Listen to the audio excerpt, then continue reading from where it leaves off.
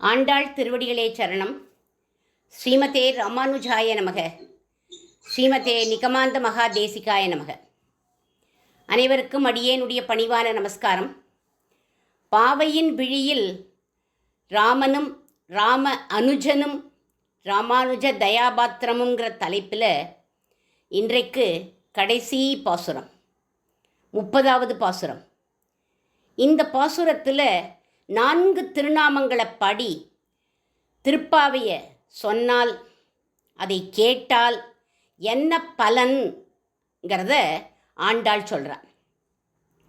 என்ன 4 திருநாமங்கள்னா, மாதவன், கேசவன், சதுர்புஜன், செல்வத்திருமால் அப்படிங்கிற 4 திருநாமங்களை இட்டு வங்கக்கடல் கடைந்த மாதவன் லக்ஷ்மி பிராட்டிய திருக்கல்யாணம் பண்ணிண்டான்னு மங்களகரமாக இந்த திருப்பாவையை பூர்த்தி பண்ணுறான்.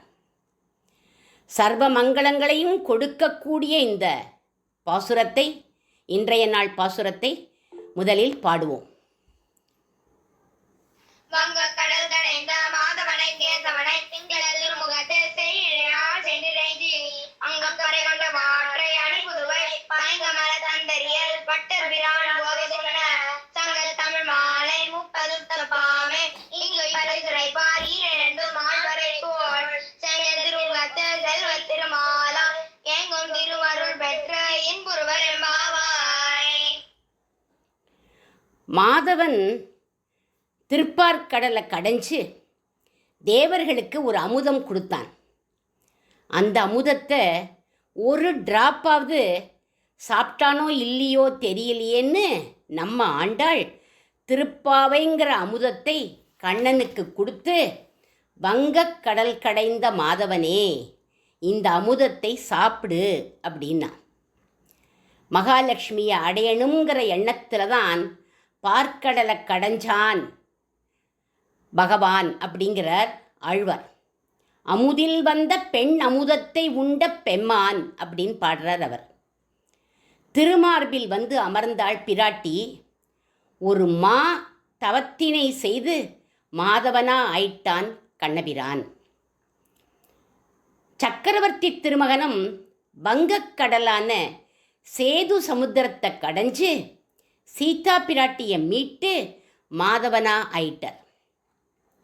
பார்க்கடலை கடையிற போது நீண்ட குழல் கற்றை அவிழ்ந்து ஆடியதை கேசபாச திருத பெஞ்சிகாபரண சஞ்சலன் மகர குண்டலம் ஹாரஜால வனமாலிகாலலித மங்கராப்ககன சௌரபம் அப்படின்னு ரசிக்கிறார் பட்டத்திரிகள் பகவானை பார்த்து. கேசப்பாசத்தோடு கூடியவன் கண்ணபிரான், அதனால அவன் கேசவன். கன்னியாமடத்திலேருந்து சீதா பிராட்டி கம்பீரமாக நடந்து வர ராமச்சந்திரமூர்த்தியை பார்க்கிறா. அவரோட குடுமியை பார்த்து மயங்கித்தான் கேசவன் கழுத்தில் மாலையை போட்டா சீதா பிராட்டின்னு திருமங்கையாழ்வாரும் பாடுறார். மைவண்ண நறுங்குஞ்சி குழல் பின் தாழ மகரம் சேர் குழை இருபாலும் இலங்கி ஆட அப்படின்னு அவர் பாடுறார். இப்படி ராமனும் கிருஷ்ணனும் மாதவனாகவும் கேசவனாகவும் பார்த்துட்டோம். அந்த மாதவனாகிய கேசவன் கைங்கரிய சாம்ராஜ்யத்தை 2 மால்வரை தோளால் அருளுவான். அவனுக்கு 4 தோள்கள். என்ன 4 தோள்கள்? தர்மம், அர்த்தம், காமம், மோட்சம். அதைத்தான் தமிழில் திருவள்ளுவர் சொன்னார். அறம், பொருள், இன்பம், வீடு அப்படின்னு சொன்னார். இந்த 4ஐயும் 4 தோள்களால் அழிக்க வல்லவன். அதனால அந்த எம்பெருமானுக்கு சதுர்புஜன் அப்படிங்கிற திருநாமம். கிருஷ்ணாவதாரத்தில் கம்சனை அழிச்சதுக்கப்புறம் சதுர்புஜனாகத்தான் இருந்தானா கண்ணன். எப்படி அப்படின்னா, எப்படி தெரியும் அது அப்படின்னு கேட்டால், குருக்ஷேத்திர யுத்த பூமியில் விஸ்வரூபத்தை பார்த்த அர்ஜுனன் பயந்து போயிட்டானான். சொல்கிறான், தேனைவ ரூபேண சதுர்புஜேன சகசிரபாகோ பவ விஸ்வமூர்த்தே அப்படிங்கிறான். கண்ணா, நீ எதை சொன்னாலும் நான் செய்யறேன் கண்ணா, பழையபடி நீ 4 திருக்கைகளோட சதுர்புஜனா காட்சி கொடு அப்படின்னு சொல்லியிருக்கான். அதனால கண்ணபிரான் சதுர்புஜனாக இருந்தான். இப்போ ராமபிரான் எப்படி சதுர்புஜனாக இருக்கான்? ஆத்மானம் மானுஷம் மன்யேன்னு ராமர் மனிதனாக அவதரித்தாலும் சதுர்புஜனா தமச பரமோதாதா சங்கச்சக்கர கதாதரகன்னு மண்டோதரிக்கும் பவாம் நாராயணோ தேவக ஸ்ரீமான் சக்கராயுத பிரபுன்னு ஹனுமனுக்கும் காட்சி கொடுத்தான். அப்போ அவனும் சதுர்புஜன். அந்த எம்பெருமானுக்கு 4 தோள்கள்னு டைரக்டாக சொல்லாமல் ஆண்டாள் எப்படி சொல்லியிருக்கா? 2 அப்படிங்கிறாளே. ஏன் அப்படின்னா, திருப்பாவை சொல்கிறவாள 2 கையால் அணைச்சுண்டா போகிறாதான். 2/2ன்னு ஜியாமெட்ரிக் ப்ராக்ரஷனில் இன்க்ரீஸ் ஆகிட்டே இருக்குமா. யார் திருப்பாவை சொல்கிறாளோ அந்த திருமாலுடைய கரங்கள் அப்படி இன்க்ரீஸ் ஆகுமா. அத்தனை கரங்களாலும் என்ன பண்ணுவான்னா நம்மளை அணைச்சிப்பான் அப்படின்னு ஆண்டாள் சொல்கிறா. ஆண்டாள் மட்டும் சொல்லலை, நம்மாழ்வாரும் சொல்கிறார் அதையே ஒரு பாசுரத்தில். தோள்கள் ஆயிரத்தாய், முடிகள் ஆயிரத்தாய், துணைமலர் கண்கள் ஆயிரத்தாய், தாள்கள் ஆயிரத்தாய், பேர்கள் ஆயிரத்தாய், தமியனே பெரிய அப்பனே அப்படின்னு அவரும் பாடுறார். சதுர்புஜ திருமாலை இப்போ செல்வத் திருமால் அப்படின்னு திருநாமமிட்டு அழைக்கிறா ஆண்டாள். ஏன்னா திருப்பாவையை பெற்றதுனால திருமாலுக்கு செல்வம் அப்படின்னு அவனை கொண்டாடி எங்கும் திரு அருள் பெற்று இன்புறலாம்னு பாசுரத்தை அழகாக பூர்த்தி பண்ணுறா ஆண்டாள். திரு அருள்னா என்ன? பெருமாளோடு கூடிய பிராட்டி, பிராட்டியோடு கூடிய பெருமாள், அதுதான் விசேஷம். திருவில்லா தேவரை தேரேன்மின் தேவுன்னு மகாலட்சுமியோடு சம்பந்தம் இல்லை அப்படின்னா அவனை நான் பெருமாள்னே ஒத்துக்க மாட்டேன் அப்படிங்கிறார் ஆழ்வார். அஸ்ய ஈஷானா ஜகதக, மகாலட்சுமியோடு கூடி இருந்தாதான் அவனுக்கு சிறப்பு அப்படின்னு சொல்கிறது வேதம் கூட. உலகத்துக்கே தலைவன் அவன், ஆனால் அவனை ஸ்ரீயப்பதி அப்படின்னு சொல்கிறோம். உலகத்துக்கே ராணி அவள், ஆனால் அவளை விஷ்ணு பத்தினி அப்படின்னு சொல்கிறோம். தாமரை பூவில் ஆவிர்பாவம் ஆனவள் அப்படின்னு அர்த்தம். கிருத யுகத்தில் வாமனனின் திருமார்பில் உட்காண்டுண்டு பலி சக்கரவர்த்தி தானம் கொடுக்கும் அழக ரசித்தவள் அவள். திரேதா யுகத்தில் சீதா பிராட்டியா அசோகவனத்தில் 10 மாதம் சிறையிருந்து துன்புறுத்திய 700 ராட்சசிகளை காத்து காக்காசுரனுக்கும் அனுகிரகம் பண்ணவள் அவள். துவாபர யுகத்தில் ருக்மிணி பிராட்டியா வந்து குச்சேலனை குளிர கடாட்சிச்சவள் அவள். கலியுகத்தில் ஆதிசங்கரின் கனகதாரா சோஸ்திரத்துக்கும் சுவாமி வேதாந்த தேசிகர் பாடிய ஸ்ரீஸ்துதிக்கும் பொற்காசுகளை வர்ஷித்தவள் அவள். பிருந்தாவனத்தில் ராதையாக வந்து சகல கோபிகைகளுக்கும் கண்ணன் கிடைக்க அவனோட ராசமாட வச்ச ராசேஸ்வரி அவள் அந்த ராதை, அந்த மகாலட்சுமி தாயார். இப்படி திகழ்ந்தவள் அவள். இப்பேற்பட்ட லக்ஷ்மியை தனக்கு செல்வமாக கொண்டிருப்பவன் செல்வத் திருமால் அப்படின்னு அழைக்கிறார்கள். இவனின் அருள் அங்கும் இங்கும் எங்கும். அங்கு அப்படின்னா பரமபதத்துக்கு நம்ம போனாலும் திருப்பாவை சேவிக்கிறவாள்லாம் வந்திருக்கா, சேவிச்சிருக்காவா திருப்பாவையெல்லாம், அவளை கூப்பிடு அப்படின்னு ஒரு அருளப்பாடு, ஒரு அங்கீகாரம், ஒரு ரைட் இருக்குமா. இன்றைக்கி கூட நீங்கள் மோட்சம் போனேன்னா உடனே பகவான் உங்களை முன்னாடி கூப்பிடுவான். ஏன்னா திருப்பாவை கேட்டிருக்கா, திருப்பாவை சொல்லியிருக்கா அப்படின்னு. இங்கு அப்படின்னா இங்கே எந்த நீங்கள் திவ்ய தேசத்துக்கு போனாலும் எங்கே போனாலும் திருப்பாவை சேவிக்கிறவான்னு நம்மளை கொண்டாடுறவா தான் இருப்பாளே தவிர வெறுக்கிறவா இருக்கவே மாட்டா. ஏன்னா செல்வத் திருமாலின் சந்தோஷத்துக்கு நம்மளாம் பாத்திரமாயிட்டோம். அதனால் உயர்ந்த இந்த திருப்பாவையை நித்தியம் சொல்லி ஆண்டாளின் கிருபைக்கு பாத்திரமாவோம். ஆண்டாள் கிடைச்சா ராமனும் ராம அனுஜனும் கிடைப்பார்கள்னு சொல்லி பூர்த்தி பண்ணிண்டு இனி ராமானுஜ தயாபாத்திரமான தூப்புல் குலமணியும் நமக்கு எப்படி அனுகிரகம் பண்ணுறார் அப்படிங்கிறத பார்க்கலாம். வங்கக் கடல் கடைந்த மாதவன். சுவாமி வேதாந்த தேசிகர் சாஸ்திரங்கிற கடலை கடைஞ்சார். வேதம்னு ஒரு கடல், ஆழ்வார் பாசுரங்கள் அப்படிங்கிற ஒரு கடல், ரகசிய அர்த்தங்கள்னு ஒரு கடல், இவைகளை தன்னுடைய புத்தியையே மத்தாக போட்டு தன்னுடைய ஆச்சாரியன் அருளை கொண்டு நன்றாக கடைந்து அதிலேந்து சாரத்தை எடுத்து அமிர்தமாக நம்ம எல்லோருக்கும் கொடுத்துருக்கார். அதனால சுவாமி வேதாந்த தேசிகன் மாதவன். மாதவன்கிறதுக்கு மற்றொரு அர்த்தமும் உண்டு. மா அப்படின்னா மிகப்பெரிய, தவன் அப்படின்னா தவம் செய்தவர், மிகப்பெரிய தபஸ்வி நம் சுவாமி வேதாந்த தேசிகன். எப்படி? தேசிகருக்கு இவருடைய ஆச்சாரியன் அப்புள்ளார் கருட மந்திரத்தை உபதேசம் பண்ணினர். திருவகீந்திரபுரத்தில் ஒரு மலை மேலே உட்காண்டு அந்த மந்திரத்தை தியானிச்சுட்டே இருந்தார் இவர். உடனே கருட பகவான் பிரத்யக்ஷமாகி ஹயக்ரீவ மந்திரத்தை உபதேசம் பண்ணார். அந்த மந்திரத்தையும் தியானிச்சுண்டு தபஸ்வியாக உட்காண்டிருந்தார். ஒரு நாள் இவருடைய தபஸுக்கு மெச்சி லக்ஷ்மி ஹயக்ரீவர் பிரத்யக்ஷமாயிட்டார்.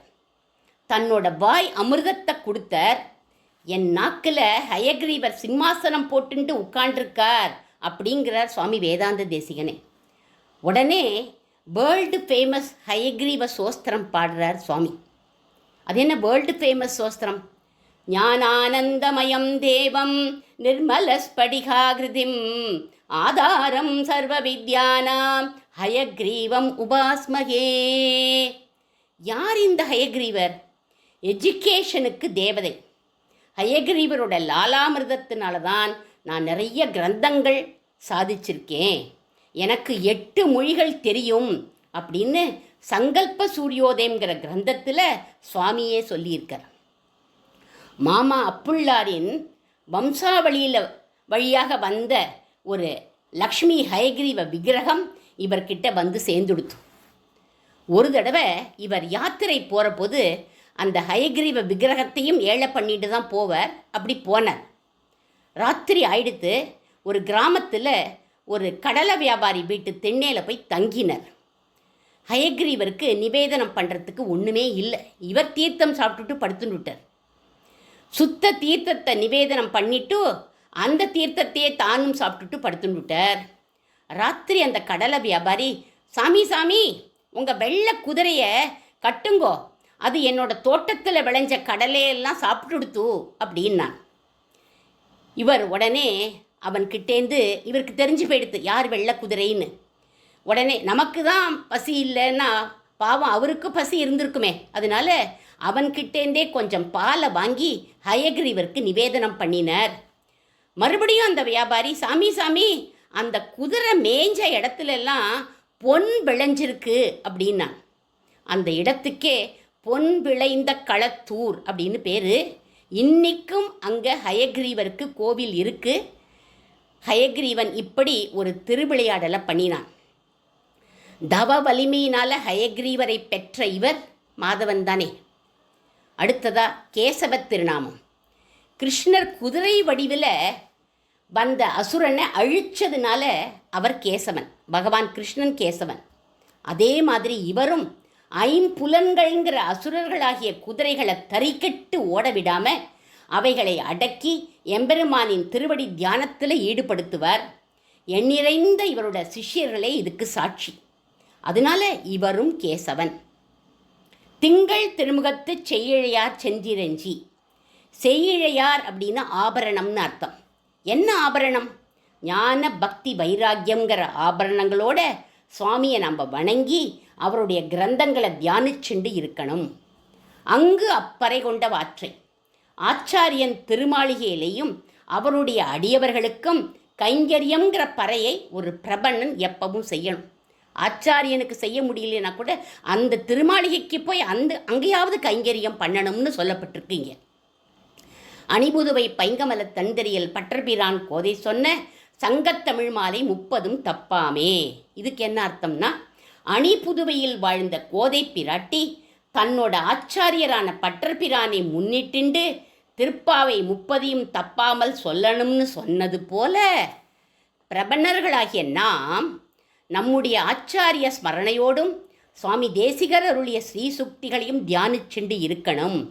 அப்படி நாம் இருந்தால் செங்கண் திருமுகத்து செல்வத் திருமாலால் எங்கும் திருவருள் பெற்று இன்புறுவர். நம் சுவாமி தேசிகர் திருமாலின் அவதாரம். அவர் செல்வத் திருமால்.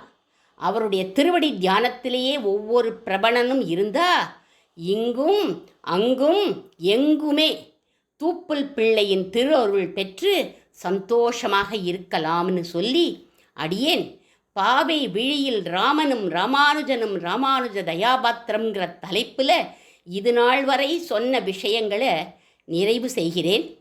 சொல்லியவற்றில் பிழை இருப்பின் அது அடியேனுடைய மந்த புத்தி, க்ஷமிக்க பிரார்த்திக்கின்றேன். நிறை இருப்பின் அடியேனுடைய ஆச்சாரியன் அனுகிரகம், சுவாமி வேதாந்த தேசிகரின் அனுகிரகம். கவிதார்க்கிக சிம்ஹாய கல்யாண குணசாலினே ஸ்ரீமதே வெங்கடேசாய வேதாந்த குரவே நமக. சில மணித்துணிகள் ஆண்டாள் கல்யாணத்தோடு அடியேன் இன்று நிறைவு செய்கிறேன். கோதாஸ்துதியில் சுவாமி தேசிகன் ஆண்டாளோட திருக்கல்யாணத்தை அழகாக வர்ணிக்கிறார். ஸ்ரீ விஷ்ணு சித்த குலநந்தன கல்பவல்லிம்னு ஆண்டாளை அறிமுகப்படுத்துகிறார் அவர். ஒரு மரம் தோப்பாகாது, ஒரு மரம் நந்தவனமாகாது. ஒரு விஷ்ணு சித்தர் இல்லை, விஷ்ணு சித்தர்களாகிய பல ஆழ்வார்களின் நந்தவனமே ஸ்ரீ விஷ்ணு சித்த குலம். அந்த குலமாகிய நந்தவனத்தில் அவர்கள் செய்த தவப்பயனால் தோன்றிய தங்க கொடிதான் ஆண்டாள் அப்படிங்கிறார் சுவாமி வேதாந்த தேசிகன். இவள் சாட்சாத் பூமி பிராட்டியின் அவதாரம். துளசி செடியோட நிழல்ல பூமியில் கிடைச்சா. ஸ்ரீரங்கராஜ ஹரிச்சந்தன யோக திருஷ்யாம்னு சந்தனமும் சர்க்கரையும் கொடுத்து இவளோட திருக்கல்யாணத்துக்கு நம்மளை வரவேற்கிறார் சுவாமி வேதாந்த தேசிகன். சாட்சாத் க்ஷமாம் கருணையா கமலாமி வான்யாம். பொறுமையில் பூமி தேவி, கருணையில் இன்னொரு மகாலட்சுமி.